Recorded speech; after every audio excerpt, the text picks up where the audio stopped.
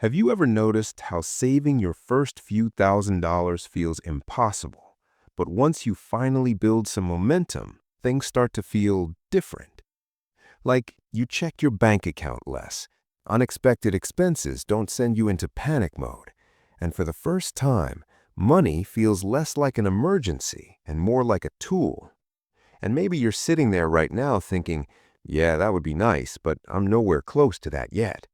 Here's the thing though, there's a very specific number where something psychological changes, not just financially, but mentally. And for most people, that number is $50,000. Not because it makes you rich, but because it rewires how your brain thinks about money. My name is John, and I spend way too much time thinking about why certain financial milestones completely change people's behavior. And if you're someone who feels like money is always stressful, fragile, or one bad month away from falling apart, make sure to hit the subscribe button and give this video a thumbs up if this helps you out. Because today, I want to break down why your first $50,000 is one of the most important milestones you'll ever hit, and why everything about money feels different after that point. Here's the thing. Most people believe money only starts to matter at big numbers. They think $100,000 is where it starts, or $1 million, or real wealth. But psychologically, that's wrong. According to research from Princeton University, increases in financial well-being have the biggest impact when people move from financial insecurity to stability, not from rich to richer. In other words, the early milestones matter more than the big, flashy ones. And $50,000 is one of the biggest psychological tipping points there is. Look, getting to $50,000 feels brutally slow, because early on, every dollar depends almost entirely on your income. Progress feels invisible. One emergency can erase months of effort.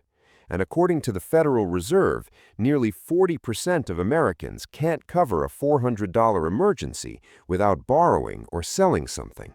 So when you're below that stability line, your brain is in survival mode, and survival mode changes how you think. Here's what most people don't realize. When you don't have a financial buffer, your brain prioritizes short-term relief, emotional comfort, certainty over optimization. That's why you overvalue cash and checking. You delay investing. You avoid risky long-term decisions. Not because you're bad with money, because your brain is trying to keep you safe. Now, let's be clear. $50,000 isn't magical because of the number itself. It's what it represents. For most people, $50,000 means several months or years of expenses, the ability to absorb mistakes, and proof that you can build momentum. And that proof is what changes everything. This is where it gets really interesting. According to behavioral finance research, once people cross a meaningful savings threshold, three things happen. 1. Money stops feeling fragile.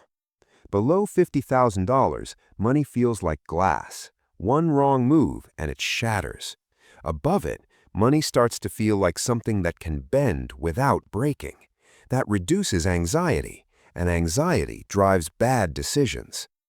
2. You start thinking in systems, not paychecks.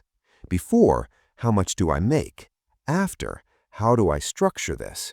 You start thinking about allocation, automation, long-term planning, and that's a massive upgrade. 3. You trust yourself more. This one's huge. Your brain finally has evidence that I can do this. I don't need to panic. I don't need to rush. Confidence replaces urgency. The math behind the shift. Let's talk numbers. At $50,000 invested earning a modest 7% return, you're making $3,500 per year, about $290 per month, without adding a single new dollar. That's not life-changing income, but psychologically, that's the moment money starts working with you instead of against you. And once growth becomes visible, consistency becomes easier. Real story.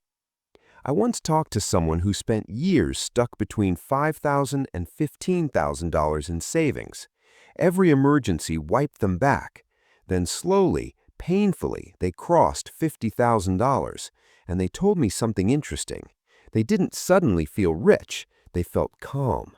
They stopped obsessing over small purchases. They invested more confidently. They stopped trying to catch up. That calm is incredibly valuable. Addressing the objection. Now, you might be thinking, John, $50,000 feels completely unrealistic for me. And look, I get it. But here's the important part. The goal isn't the number. The goal is building momentum and stability. $50,000 just happens to be where that momentum becomes self-reinforcing. Here's the frustrating part. Most people fail to reach $50,000 because they earn too little. They fail because progress feels unrewarding early. They chase short-term comfort, or they stop and restart repeatedly. And starting over kills compounding. If you're still early in your journey and it feels slow, frustrating, or pointless, you're not failing. You're building the hardest part. Every dollar you save now is training your brain for the version of you who handles much larger numbers calmly and confidently. If this video helped you understand why that first milestone matters so much, hit the like button. It genuinely helps more people see it. And subscribe if you want practical, realistic money advice without hype or false promises. Because money doesn't change your brain overnight. But when it finally does, everything feels easier. Just subscribe my channel. It's free and you'll get updates. Thanks for subscribing.